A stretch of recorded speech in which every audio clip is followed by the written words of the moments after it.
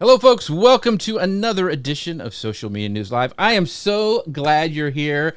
This is going to be a special episode. It's something that, I don't know, I guess I've always been fascinated with. There was a documentary about the voiceover, and there was like a show about it, of the old movie, announcers that I thought was really fascinating. And so we're going to be talking all about sound today, and we've got Jody Kringle here, who is just, I met her at Podfest. I think it was Podfest or Podcast Movement. Either way, she is a lovely person. She has got so much great knowledge all about sound and audio branding and marketing.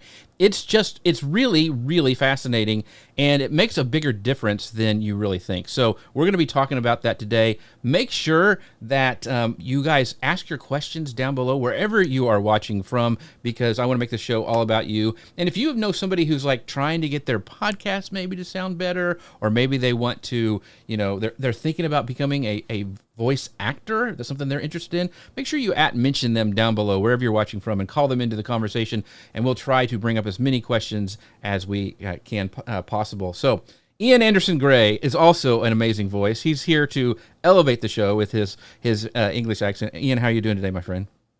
I'm doing good. Am I just a voice? That's basically. No, me. you're a good friend too. Yeah, Ian and I are going to hang out together at eCam's Creator Camp. So, and Martin is here in the house. So I want to give a shout out to Martin, saying, "I am so glad I am here too." Well, Martin, we are so glad that you're here. Your comment is very, very big. I will move that down just like that. And thank you for showing up as always to see you. And we've got Gary Stockton as well. He says, "Great to see you, Jody." Gary was actually in the comments, and he's usually in the comments on when we watch Dave Jackson's Saturday show. So Gary, good to see you. Jody, where are you from, by the way? I'm not exactly sure. Is it Toronto? Yeah, I'm north of Toronto. Okay, very, very cool. So, all right, without further ado, I'm going to go ahead and hit go on the podcast machine, and we will get started.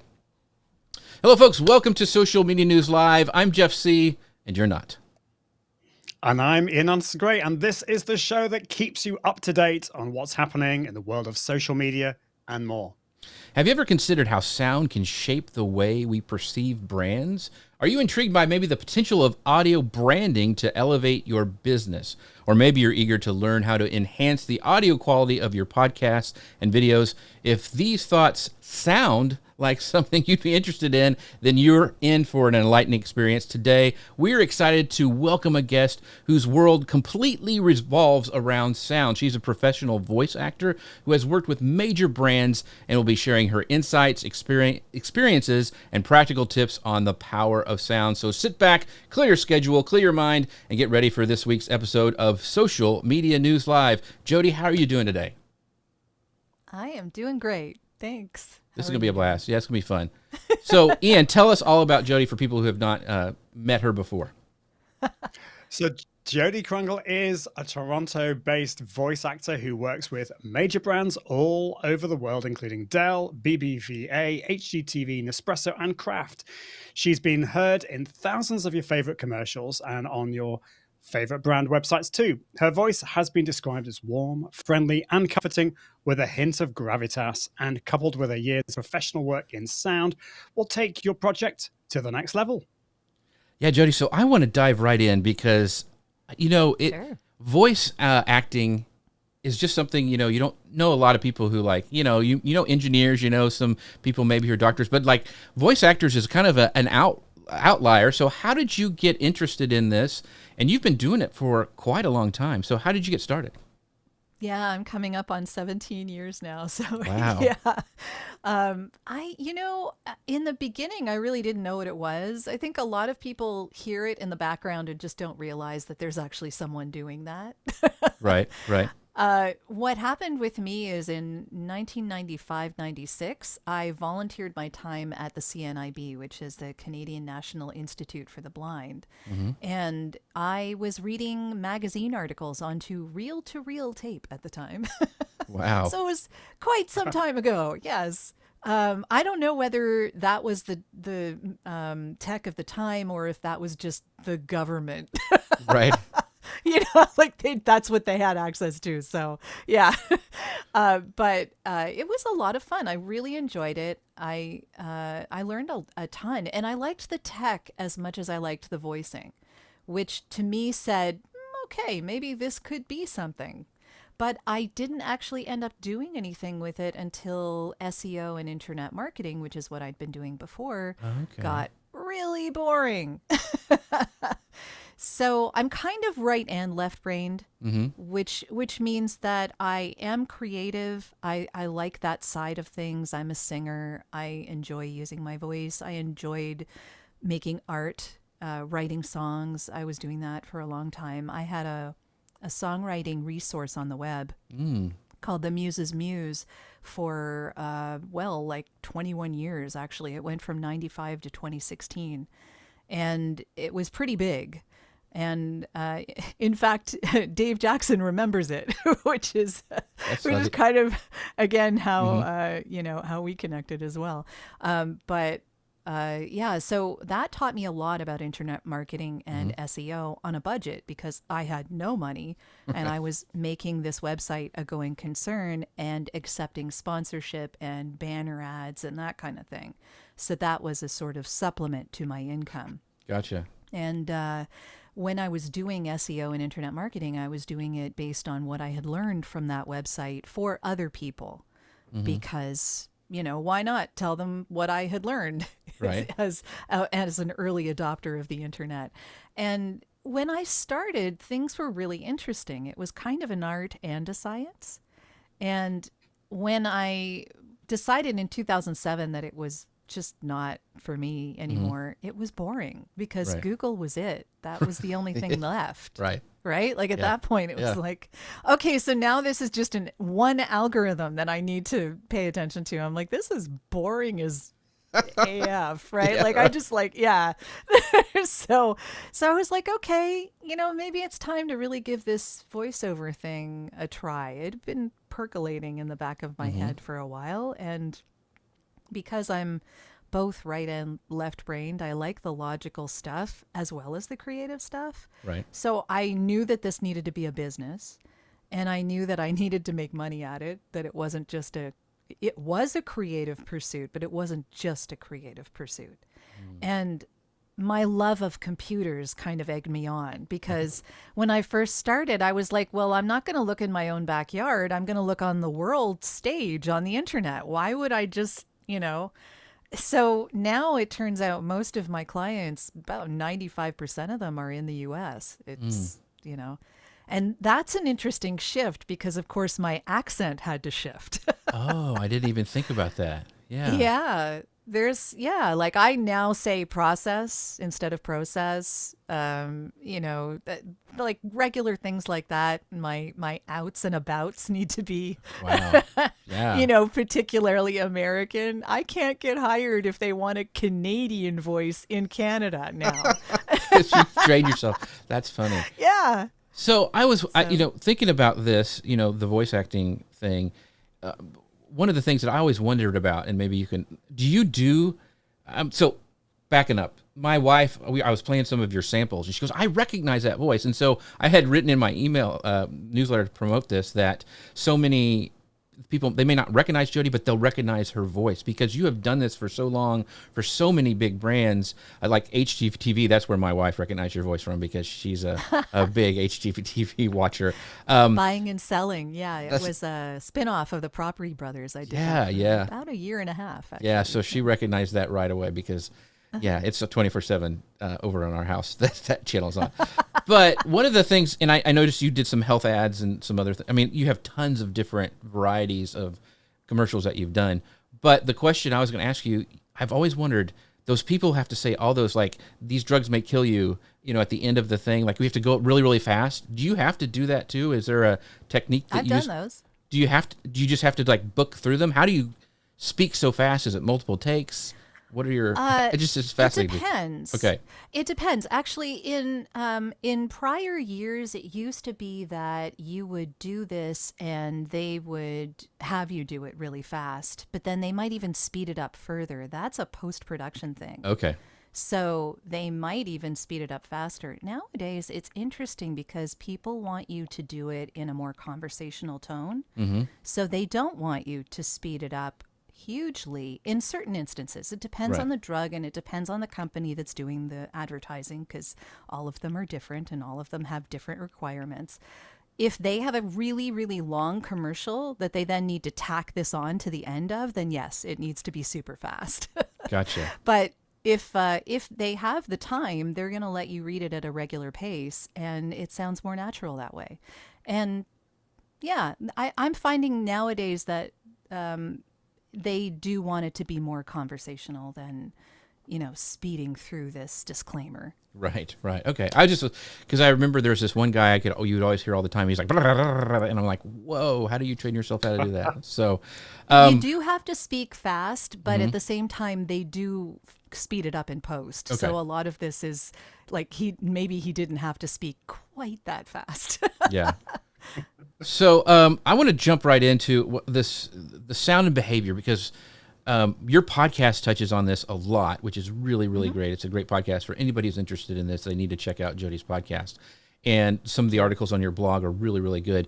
And one of these one of these things that you were talking about on I think one of your articles was about how sound can modify human behavior. With you use this example, and you actually have a video embedded in your website about the piano stairs experiment. So can you talk about that and how sound affected actually behavior for people on the street? Yeah, it was a really interesting experiment. So I can't remember where exactly it was. I think it was a Nordic country somewhere. Right. And they put together a stairway to entice people to get more exercise in their day. So they put sound on the stairs to simulate a piano. And people would go up and down the stairs just to play the piano. And people got more exercise as a result. So there was a escalator right next to it, and they were finding that more and more people were actually taking the stairs in order to play this piano, which I thought it was a great idea. So that's how they were modifying behavior. They were getting people to get more exercise because it was so cool to go up and down the stairs playing this piano. Yeah, it was funny because it showed before when it was just playing and everybody was taking that, everybody, and it's right next to it, to it. And then when they put the piano, and it reminded me of that scene from Big. That's an old movie with Tom Hanks, where they could jump on the big giant piano keys, and it eventually modified behavior so much that nobody was taking the escalator. Old people were using their canes going up it, and it was really, really fascinating. So yeah, it was really, really cool. There's a lot to do for entertainment. Yeah. One thing that's really interested me is when you go around shops and stores and restaurants and things like that, and maybe it's because I'm a musician, that's my background, but how does background music in stores and restaurants influence consumer behavior and spending? I've heard different reports, different genres of music and things like that. Yeah, there is so much. It's really interesting. A lot of audio branding specific companies, I know Cesium Song has done a lot of testing in this. And I just recently interviewed Valentin Fleur. My God. Okay. I'm screwing up that name. Pardon me. Valentin Fleur is his name. He is a audio branding expert here in the Toronto area, and he works with Cesium Song. And he's done some work with Interac, which is a tap your card on a payment machine kind of thing. Yeah, so that's really big here in Canada. And what they were doing was they were creating soundscapes for people to listen to while they were shopping in stores. And it was specifically with the Interac brand, and it was in order to get people to give more consideration to what they were buying and then to be happier with their purchases after they've bought. So rather than enticing people to spend more money, they were actually getting people to think more consciously about what they were spending and how much, why they were spending it, basically. So I think the type of music that they were listening to was mostly in major keys, and it was mostly switching beats. So it was making people pay attention to what they were listening, but still making them happy, So really interesting ideas behind this. And stores definitely use this. Like there are stores that are for younger people that blast really loud techno music specifically so that they attract the younger crowd and repel the older crowd. Right. Like Hot Topics. I mean, you ever walk into a Hot Topics store? I mean, Yeah. right? Yeah. Like things like that, right? Yeah. So, yeah, there are people who are very, very, companies that are very, very conscious of this. And, it happens in restaurants a lot as well. So if you're listening, I am about to interview a fellow named Pavle Marinkovic, and he wrote a book called Sounds from Farm to Fork and Back. It's really fascinating stuff. And he talks a lot about food and sound. So, how it's produced, what happens when we eat it in a sound environment, how that changes our taste buds, what it does to either help vegetables grow or Right. and cattle make more milk, Yeah. like all sorts of really interesting things, and how it will induce certain decay, like you want things to be able to melt Break back down. into Yeah. the environment, Yeah. right? Different types of sounds that will help that. He did a chocolate experiment on his own I've just been reading about it. It's fascinating. So chocolate has a whole bunch of notes to it, like flavor notes, what I mean. So it can be very sweet, it can be bitter, it can be somewhere in between. It can taste earthy. It can, different flavor notes are brought out by certain sounds. So he was finding that lower sounds, like lower bass sounds, were making things more bitter, and higher pitched sounds were making them sweeter. So he had really people interesting. tasting in a particular store that he had an agreement with, and he was doing this experiment. He had people taste the chocolate while they were listening to lower pitched or higher pitched music, and had them describe what the taste was that they were getting. And then he'd do it again with another piece of chocolate. What he didn't tell them was that it was the same chocolate. Oh, wow. That's really interesting. And Yeah. I was listening to you and Chris's Stone's podcast the other day, and it was a great 2-part series about that. And you guys both talked about how in marketing and even like businesses that it's the last thing that a lot of people think about, but it can, but when it's bad, it's the first thing you notice, right? Like, so, we've always said, even with live streaming, and Ian and I, like, you can forgive bad video, you cannot forgive bad audio. And that's why I'm actually sweltering now. I turned off my air conditioner in my office. Oh, and my camera just went out.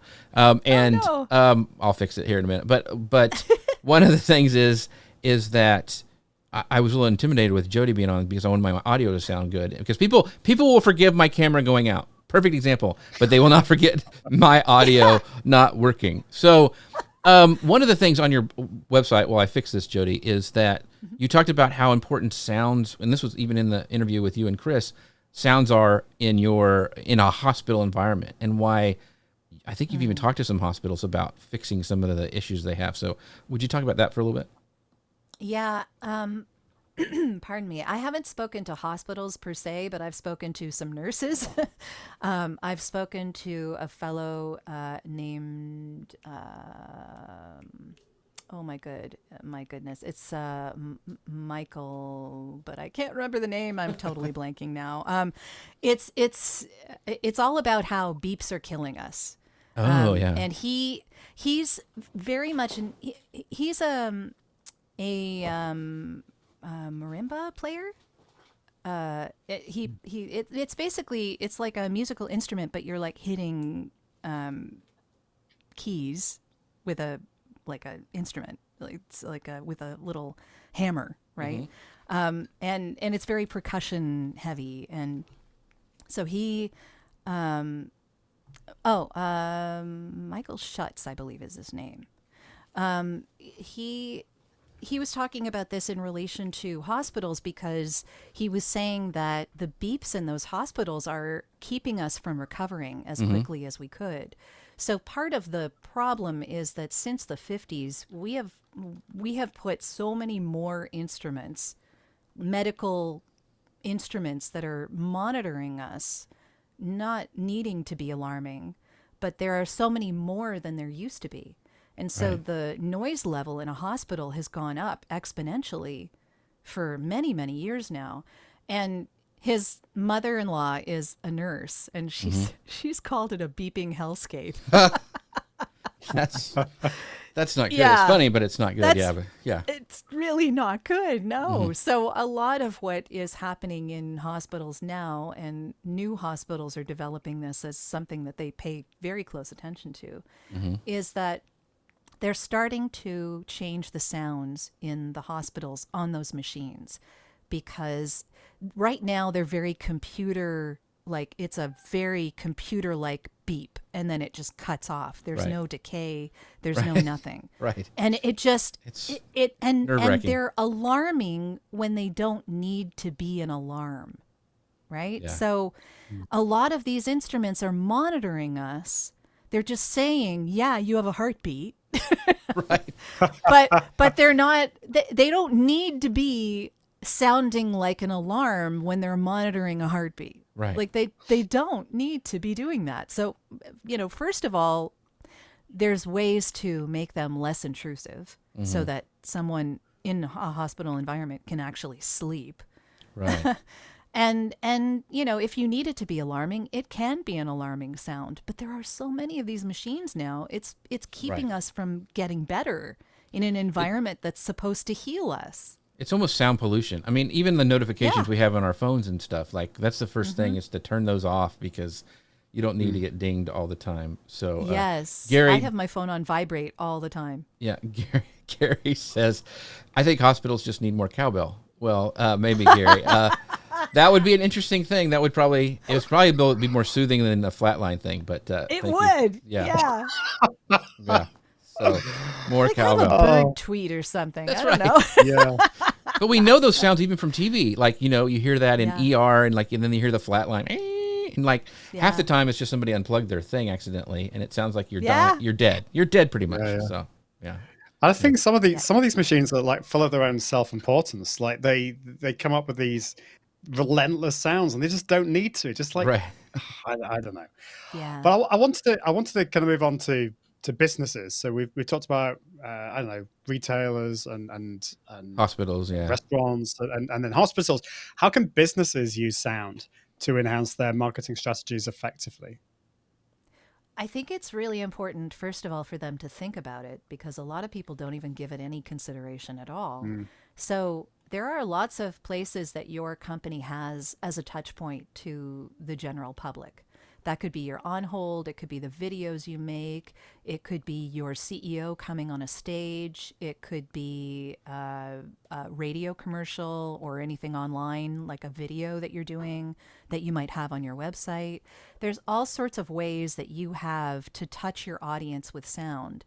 And sound is what reaches our emotions. It's what gives us emotional context. So if you really want to reach your audience and be a going concern and actually understand where they're coming from and have them understand you, sound is how you do that. That's kind of the best way that I could explain that.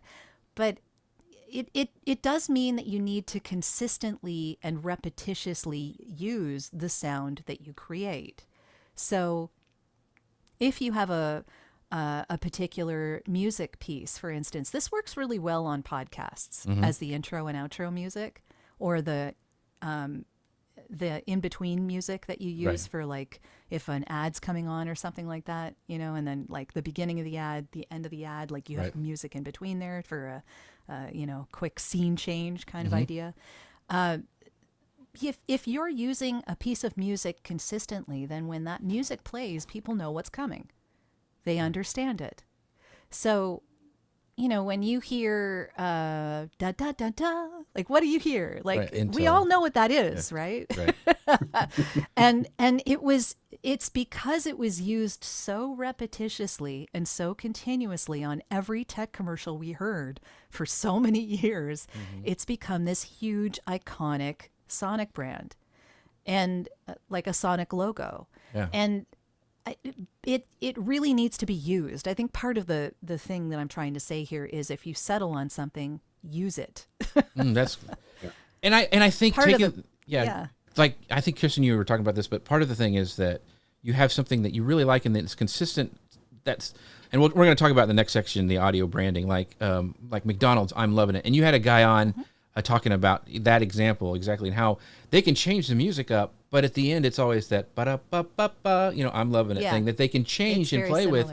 But it's those little notes, and like it's even Disney, when you wish upon a star, they'll weave that into a lot of their branding. Yeah. Those little notes at the beginning. So, and even if you don't consciously know it, you subconsciously do, and it reminds you of that brand. So, very, very cool. We got some great questions that I can't wait to get to. But I was so excited that I got Jody here. I forgot to mention the sponsors of the show, which is Ecamm, ecamm.com/Jeff. You can find out more about them there. They're actually having a summer sale. So if you go there, if you go to ecamm.com/Jeff, there's a code that they'll give you to give you 30% off of the summer sale. So make sure you guys go check that out, ecamm.com/Jeff. They've got Zoom integration, which has been great because we had a little issue today with Jody's camera. But luckily, I said, hey, try the Zoom link. Boom, she's in there. Ian came in with Ecamm. So it's really cool that you can send them both ways and not stress too much getting everybody into your show. So ecamm.com/Jeff. Let's talk about audio branding. And we've got some great questions. We were talking about podcasts. And first of all, John says this. He goes, great to see a live stream on LinkedIn where the audio sounds A1 nice. So I'm glad to thank hear you, it. John. Appreciate it. It's the magic of Ecamm. One of the things, and Chris has, but I want to get to Gary's question first. He goes, Jody, do you have any recommendations on stock music for corporate videos? I spend an eternity trying to pick out the right music for my productions. Yeah, there are so many out there. I've heard of Pond 5. Mm-hmm. I've heard of YouTube has. Oh my God, They I'm have their totally blanking. yeah. on They have their things now, but Artlist.io is a great one. Epidemic Yes, Sound. yes. Yeah, there we go. Yeah, Epidemic Sound has some great stuff. Yeah. Really, really good. If you are wanting to keep consistent with your brand, you might actually want to hire a musician to make you some music that can then be modified depending on the mood you want to convey. So I wouldn't suggest this for everybody because it's probably more expensive than having a membership to, say, Epidemic Sound. But at the same time, that music then becomes yours and no one else can use that music. That means that your nearest competitor can't use the same music you are, which happens. Yeah. On many advertising campaigns, let me just add. It was the same say with when doing like artwork for a website. Like you would see the artwork that you picked and you fixed on somebody else's website, and you're like, well, that's stock photos. So that's a great point.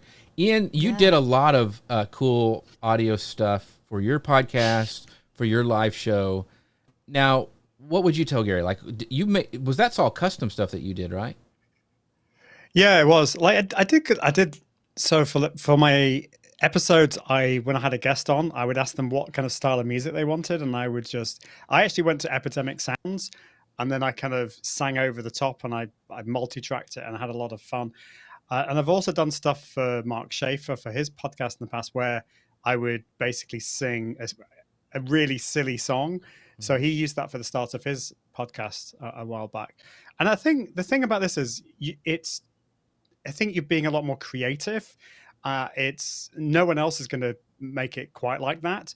And again, this is stuff that you're going to keep. My concern about using the likes of Epidemic Sound is that the track that you have chosen, what if that they pull that off and then it's no longer there. So I think if you own it, if it's a musician that you've used, and also you're supporting musicians, I think we should be supporting them as well. So yeah, there's a lot of and there's a lot of fun, I think. Have some fun with it. And Gary's a musician, so he could I wonder if he's maybe nervous to use it for his business or something. But Gary, I know you're talented, and I've seen you play on some of your reels, so you should just use some of that kind of stuff. What he could do, just to sort of spin off of this, what he could do is take a track from Epidemic Sound or Pond 5 or wherever and get the feel of it and give that to the client and say, is this what you're after, this kind of feel? And then make something or give it to a musician to sort of make something that has a similar feel to it. That's really good cool. idea. That's a really good idea. But I mean, supporting musicians, because they're not making any money from Spotify, let me tell you. Yeah. Yeah, it's a tough road to hoe. So, Yeah. and Chris had a great question because this kind of ties into it. He goes, Jody, what are the best and worst parts of AI for audio? I think AI has its uses. I think it's a good starting point for the spark of inspiration. I think that's fantastic. AI can be really good as far as voice synthesis is concerned. If your original voice talent isn't available and you need to change a word, let the voice talent know that you're using their voice, pardon me, in that way. But, occasionally it can work really well. Translations can be super easy depending, because there's nuances there. And things that change on a very regular basis, voice-wise, I think the AI is really great for, like continually changing weather channel or IVR that changes on a daily basis, or things like that. I think it can be really good. The problem that I see is that you will get pardon me. You will get occasionally AI won't say place names or names right. It'll just get them wrong. So if you're just relying on AI to get it right, it's not going to. So you want to make sure you're monitoring things like that. Also, the inflection on words can be weird. The spacing in between sentences or where it starts and ends can be strange. And in a lot of instances, you're going to spend as much time fixing those things as it would take a voice actor to get you what you need in 10 minutes. Right. Yeah. So I've played with Artlist now has voiceovers now, the artlist.io. And I played with them a little bit. And you're right, getting the when you're creating like AI artwork or you're creating audio, you have to what we call roll. You're rolling it over and over and over, trying to get what you want. And by the time you're done, you could have probably, Jody can nail it out there really fast. Like she can get it done, give you a couple different reads, and then like that's perfect. They're still lacking that something, and it's hard to put your finger on it. Everybody goes, "Oh, cool! You can just type now, and they'll say it." Well, you can feel it, and this is a great one for both of you because you're both musicians. George asks, "How do you feel about AI generated music, such as from Sumo?" Because this is the worst it's going to get right now. Like it's pretty good. Like a lot of this music that you can auto generate. So what are your guys' thoughts about that as musicians, AI generated music? Jody, go. I'd like to know what you think.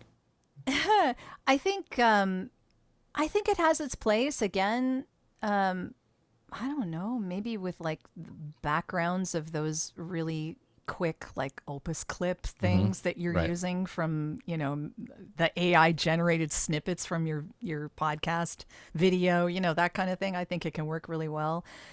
I think that I just don't see it replacing an actual musician. Right. I mean, it's quick and it's dirty, and I don't know how original it is. That's kind of the problem, right? Because all of these things are generated from already created music. Right. And like, I don't know. I'm sure it'll get better.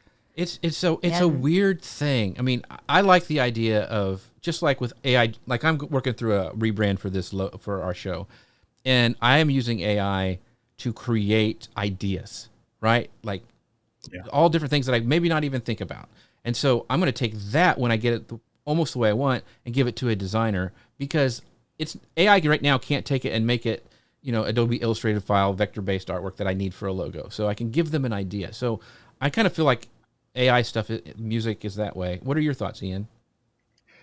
Yeah, I think a similar thing. I think it's great for ideas, and I think it's fine for that kind of background music if it doesn't need to be particularly original. It's just something in the background. Like I've done videos, a YouTube video, where it's just good to have something in the background just to create a bit of interest. But I think I don't think it's good. It's going to lack the creativity of a human being, and my concern about it is that even though that is the case, that it might just be good enough for most people because they're not really thinking about the big picture here. They're kind of thinking, well, I just need something in the background. That's kind of okay. And then we're going to stop.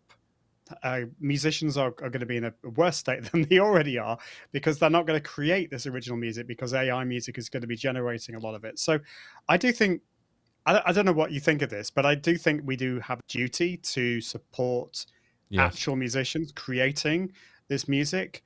Not to say we shouldn't use AI, but I worry about that. We've already seen that in the musical world where you go to a show, like 150 years ago, you'd have a full orchestra, full band. Now you've probably got a couple of musicians if you're lucky, because they're expensive. Musicians are expensive. So yeah, Yeah. I do feel quite strongly about that. But on the other hand, if I'm going to, as a business owner, yeah, I have to think about the money. And if it's going to be cheaper to generate it using AI, then I Yeah. might be tempted. There's so It's a many. hard one. This would be a whole rabbit trail. But anyway, I want to get back to, because Well, actually, go ahead. could I just mention one thing? Yeah. We have been using AI in music for a very long time now. All of those sampled music things from like a Roland piano, for instance, that's AI. That's like sampled music is all like we've been Right. using it for a long time now. This is just next Another generation. step. Yeah, It's just, because you don't want to. Most musicians do things for the love of it. Like they love music, they love to do it, and it's going to be harder and harder. I fear for those to make a full-time living in it, unless they're the outliers where they can do stuff outside of it. So anyway, just what Jody and Ian said: support your local musician, like buy their stuff. If it's a small band, buy their T-shirts and their artwork, help them out, because it is a tough gig. I want to go back into audio branding for businesses, because a lot of people who watch the show and listen to the show are marketers or solopreneurs or entrepreneurs. And can you how can small businesses start incorporating audio branding into their marketing efforts? Like, what's a small step that they can do to start doing sound right? Pay attention to it very first. I would say, and I'm a little biased in this aspect, Sure. but I would say get a voice actor whose voice matches your brand and use that voice consistently in anything you do, because people will get used to that voice and that will be your voice, and it will be a comfort to the people that come and experience your brand. Likewise with music. Once you get music, and I'm not necessarily talking about a sonic logo, that can come with time. Sometimes those things kind of evolve, which is really interesting.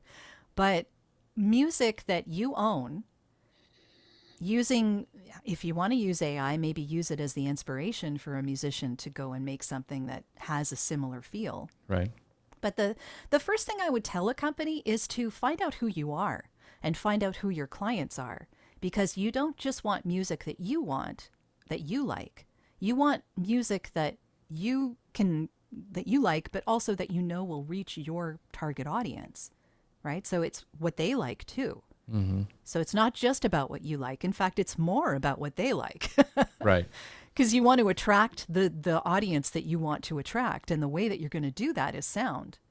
That sound is going to draw them in. Going back to your conversation with Chris on this subject, it was really good that, Chris made a good point of like, so Dealcasters is a tech-based show. They do and they've been on the show before. So go back and listen to that episode if you're listening. But they're very high energy. It's a tech brand. It's all this stuff. And so it's a lot of motion, a lot of, hard energy, I guess. And his other clients, he doesn't have that for, because he knows what that audience is. And so I think what you just said, Jody, is super important, that we know what our audience wants, and it's not going to like, oh, why I didn't come to listen to a hard rock song before the podcast on meditation. That doesn't work. It's going to be, you want to have some like nice little like mellow music going into it. Gary Stockton says, one podcast that stands out to him for great audio is the Daily from the New York Times. Always perfect for their stories. And audio does make a big deal. How you feel about the feeling or the emotions you get for storytelling. And where was it? Gary said that he really loved in your openers that you did for Mark Schaefer back in the day. So those different things that are unique to the brand make a big difference. So I wanted to point that out because once again, go back and listen to Jody's episode with Chris Stone because it's a really, really good one. We had a lot of fun. I will say that one of the things that people really need to pay attention to is in their audio brand is who they are as a company. I think a lot of people gloss over that. They don't really know who they are and who they're trying to reach. So that's your number one. I mean, if you want to do this in terms of archetypes, then figure out which archetype you are and which archetype your audience is. Mm-hmm. And then you have a better idea of where your marketing should go. I mean, this is marketing 101. If anyone's a marketer out there, they know all this already. Right. But you have to explain this likely to the companies that you're working with.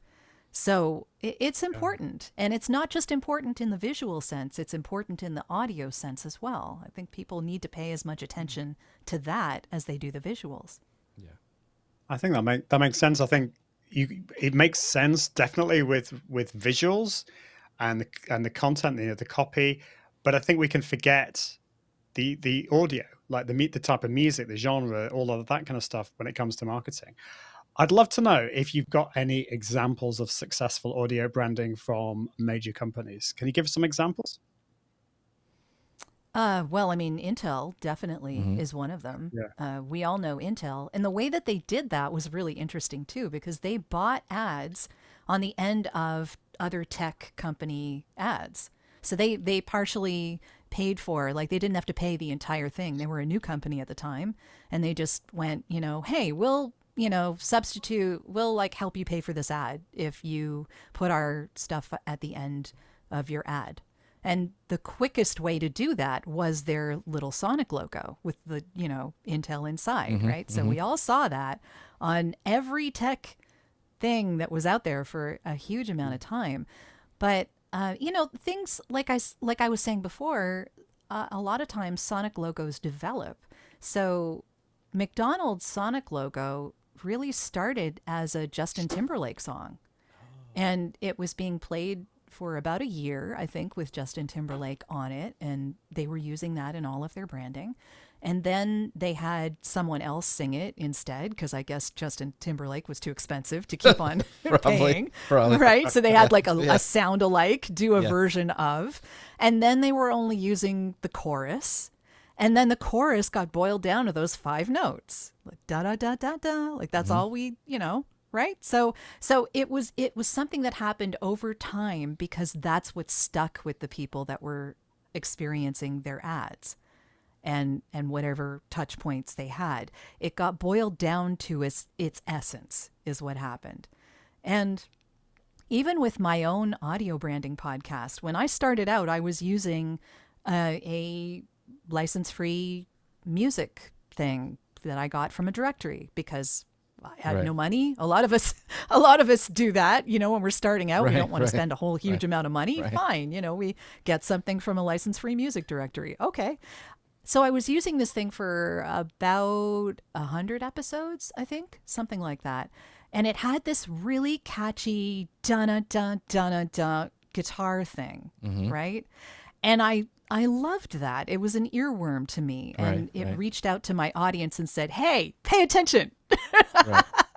Which I really liked. That's really... Because, that's what audio branding is all about, right? So I was like, okay, sure. And then I paid someone else to make a music piece that was something similar. It still had that, guitar riff in the beginning, but it was a little more grungy. And I liked that for a little while. We had that for about 50 episodes. And then after that, I interviewed another fellow from a place called Saw and Sign, I believe, in the UK. And he put together something different that sort of sounded a little more techno to me, a little more futuristic. Yeah. And I've been using that one ever since. But it still has that guitar riff in the beginning of it. That's It cool. still has that, dun Yeah. dun dun dun, like that part in the beginning. I really liked that. So it's an evolving brand. I would never say that your audio brand is written in stone. I would say as you change as a company, as you grow, as you move into different aspects of whatever your company offers, your audio brand can change along with you, just the way your visual logo can change. And these things are not written in stone. They're not static. They're not cement. They are an ever-living organism, just like your business is. Right. That's a great point. Good, because we're getting ready to change all our stuff. So,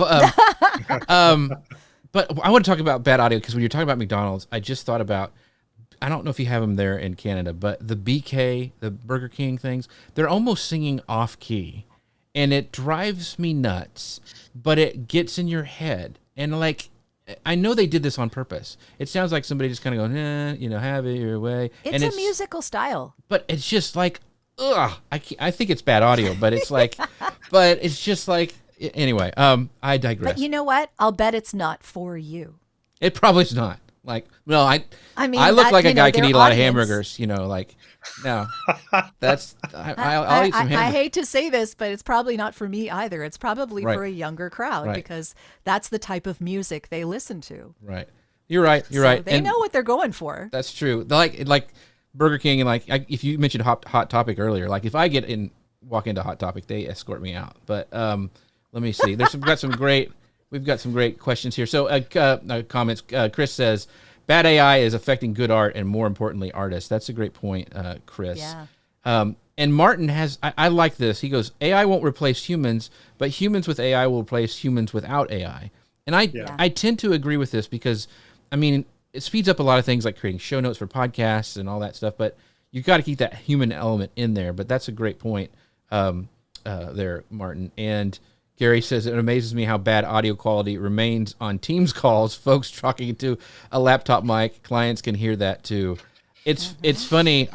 Chris and I have talked about this before, but we think there's some algorithm like the more rich or famous a person is, the worse their audio will be. Because like I do guys podcasts and Ian interviews huge people like Benioff and stuff, and I swear sometimes they just open up their laptop and start talking, and it's just like trying to clean that up. Chris and I were talking about that the other day. It's not fun. So I don't know what that says about me, but okay. no, I mean it's so crazy that it just seems that way. That, but I mean your audio sounds. I mean we've had people commenting on LinkedIn how great it is. So, Chris also says it can take humans hearing something multiple times for it to make an impact. So very true. That's so why you need to consistently use this stuff, right? You can't Yeah. just have it made and then let it sit around doing nothing. You need to use it, and you need to use it regularly. So Jody, before we move on, is there any other key components other than consistency for like the components to create an effective audio brand? We talked about consistency. What else is there that you need to, have that great audio branding? Well, I mean, what we were talking about before, as I said, know yourself and know your audience. Mm-hmm. Know yourself and know who you want to be selling to if you're a company that sells stuff, right? Or, you're a service or whatever. Know your brand and know your audience. And when you know those two things, you can craft a soundscape that works for both of those things. Because sound is what's going to let people know who you are in seconds. They can look at a logo and go, Right. But if they hear you and they understand who you are in that sound, that really touches them deeper. So, like I've talked about this a lot of Right. times before, but just to liken it to turning the sound off in a movie, Oh yeah. Yeah. right? I mean, think about it. So you'll know what's going on in the movie just by watching it. Okay. But do you care? Right. Right. I can watch a scary movie. I hate scary movies. I'm not. But a I big can fan. watch a scary movie without sound. Doesn't Yeah. bother me to see it. Yeah. It bothers me, the scare tactics when the sounds come Swells in and up the music gives you the cue. Yeah. Yeah, exactly. Yeah. Like that's what gets me, right? Because that's where you get invested. So what you're doing with sound is you're getting people invested in you. That's how they care. And it doesn't have to be complicated, because you think even on the Saturday show that we watch with Dave Jackson, he'll start his music and he goes, "Hey, there's that sound again." It's and they're just, and it's what kind of show it's going to be. What it's going to be, relaxful, it's going to be conversational, but hey, there's that music again where and I think it doesn't have to be, you don't have to overthink it. I mean, you have to think about it a little bit, but you also, if you're consistent and have those emotional elements to it, I think it makes a big difference. So, Much. before we move on to the next section, don't forget about Ecamm, our sponsors, ecamm.com/Jeff. Save 30% if you go and use that code that's on that site for their summer sale that's going on. And by the way, Ian and I will be speaking at Ecamm's Creator Camp coming up in October. So stay tuned for more about that. But let's talk about, because a lot of people here, like Gary, Martin, and they do live shows, they do podcasts, Zoom calls. We know it's super important. We've talked about how important the quality is. But what are some tools that you tell people who want to start improving their audio? What are some of the tools and equipment you mentioned for them first? Well, the reason that people tell you to use dynamic is because a dynamic mic, you can scream into it and it'll be fine. Right. Also, a dynamic mic won't pick up your surroundings as much as a condenser mic. So what I'm using right now is a condenser mic that is a USB mic called a HyperX. And the reason I love it is because I can change the color. That's cool. This is it's only on Windows machines, but on PCs you can actually, it comes with a little software program where you can change the color of the mic. So it's an LED thing. I think it's cool. That's cool. But I like how it sounds. Like it sounds pretty good, but I'm close enough to my mic that you're not hearing much of the room around me. So that's another thing. No matter what mic you're going to use, be close to that mic, because then you will hear less of the room.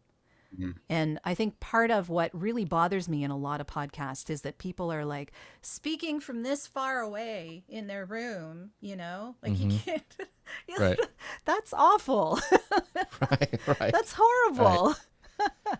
So yeah, I just, whatever mic you're going to use, know your environment and be close enough to it that you're getting the best out of that mic. So for your voiceovers, are you getting in a booth? I always think of those booths where like we used to have to raise our hand, like to when you actually have a booth that you get like sit into. I okay, do. cool. Yep, that's the Do they let you out like for? Yeah, occasionally, just for food and sunlight. Occasionally. It's right, like, please let me out. I'm done like with my plant. voiceovers. Yeah. Yeah. Okay, that's pretty cool. Did you design it yourself? In the booth, it was actually from a blueprint that I found online that a lot of other voiceover people are using. So I bought the blueprint, and then I had someone who was really well versed in making sound treated basements. So he was a contractor, a local contractor, and he was a musician himself. And so he had made a basement for himself for him to play his music in. So he knew the concepts. And then when I gave him the blueprint, he made it into a sort of modular unit. So the walls are in two pieces, the ceiling is a piece, the floor is a piece, and the door is a piece.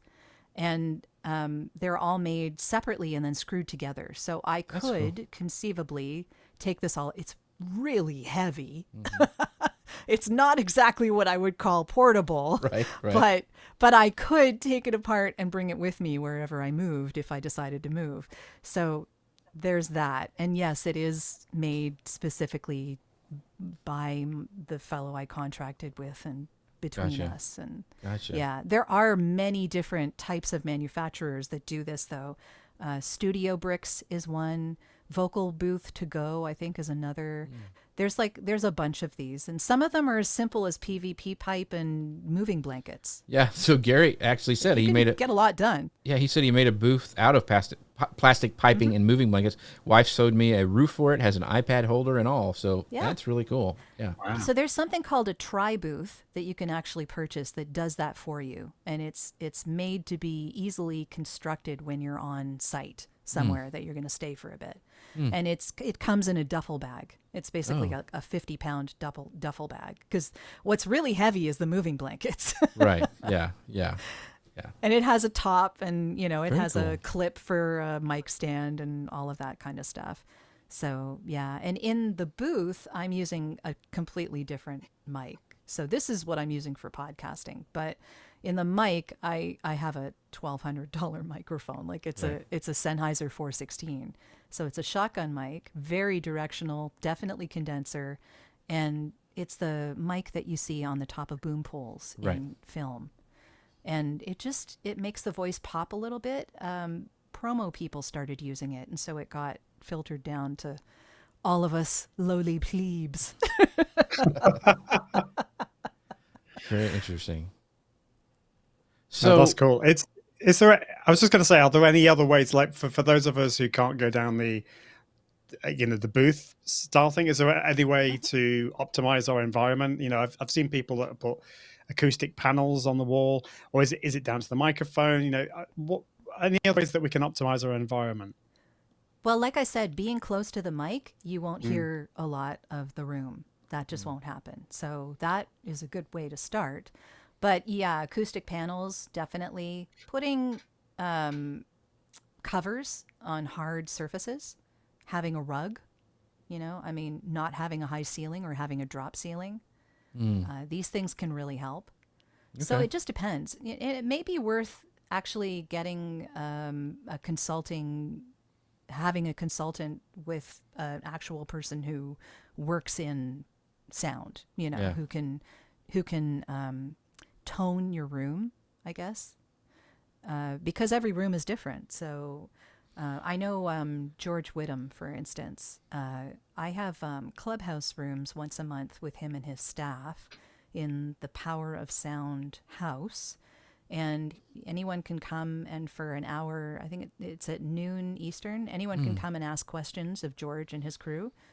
That's cool. For free. And he has great services that he does, and he actually does travel to people's houses. So if someone was really wanting that to happen for them, then yeah, they could talk to someone like him who would tone your room for you. That's really, really cool. So other than getting too far away from their mic, what are some other mistakes you've seen creators do with sound, and how can they avoid them? I think talking across your mic rather than directly into it can be a good thing to pay attention to, because otherwise you get a lot of popped P's. Right. And I know I was listening to the thing that I did with Dave last week on Saturday. Yeah. And I was popping all over the place because my mic was so hot. I think in the YouTube thing, they ask you when you're going live we were using StreamYard. And I think when StreamYard asked if you wanted it to regulate the sound for you, I didn't uncheck that. Oh, yeah. And I maybe should have. So I was super hot on that mic, and I've turned it down since. But knowing where you're supposed to talk into the mic can be a big thing too. Because, for instance, a Blue Yeti, you're not supposed to talk into the top of it. Right. It is a side address mic. Right? So if you don't know that, and you don't know that the side that you're supposed to talk into is where the logo is, right, you could be talking to the other side and hearing nothing, right? Like it just could be awful. So pay attention to where that mic needs to be addressed and where you're supposed to speak into, because that changes by the mic. Right. Very, very true. Yeah. This has been so fascinating. I can't believe we're at the hour. But I want to give everybody a chance to find out you, because you also you record podcast intros for people. It's not like I do. It's it's not just for famous big brands. And ads. And ads, all sorts of things Jody does. So Jody, I want you to tell, and she's got a great download too. So when you go to her website, there's a great pop-up that comes up. Make sure you fill it out. I don't usually say that because a lot of stuff is just a click, but it's really good. It's a really good resource for you if you're interested in sound. So make sure you go check that out. Jody, where can people find out more about you and everything you got going on? My website is voiceoversandvocals.com, so you'll find everything about me there. And if you're interested in the audio branding podcast, you can find more info on that at audiobrandingpodcast.com. And as I mentioned before, I have those clubhouse rooms. Yes. Now it's every other Wednesday, and if you're a member of the Power of Sound House in Clubhouse, you'll see what's on the schedule. And Thursdays at 2 p.m. Eastern, I am there with some co-hosts of mine who are also voice talent, who talk about voiceovers and podcasting, because all of us have podcasts. So it's called VIP, Voices in Podcasting. So if you have any questions about voiceover or podcasting, you can definitely ask them in there too. That's awesome. Yeah, great resources. Your audio will be better once you listen to her podcast and get some resources. It really made me really nervous about my audio for today. So you're doing great. I just want people to pay attention. That's all. Yeah. Ian Anderson Gray, where can people find out more about you and everything you got going? So like my website, iag.me, that's probably the best place to go. And I have carelessly scattered myself across all the socials as well. So you can connect with me wherever you want. That's awesome. And by the way, Ian and I are doing unfortunately, the Creator Camp is sold out, but we have a way to help with that. You can actually enter to win at jeffc.com/win your chance to win a ticket to Creator Camp. That's where you can see Ian and I speak. There's so many great speakers there. It's one of the funnest. It is like camp. It's like summer camp with your kids, but for adults and a lot more fun. You don't have to climb any sort of ropes or anything like that. We do have so many great workshops. Ian and I will be there. jeffc.com/win. And the secret code for extra entries for today is PGUYEZ. So that's PGUYEZ. So make sure you guys go and use that for extra entries. And with that, thank you guys so much. Thank you, Video Like a Dad. We've got and Chris Stone in here. Martin said it was very interesting. Thanks, Jody. Video Like a Dad also said thanks for this great conversation. Thank you, because we would not be able to do this show without you and your amazing support and great questions. And with that, we'll see you guys next time. Bye, everybody. So much.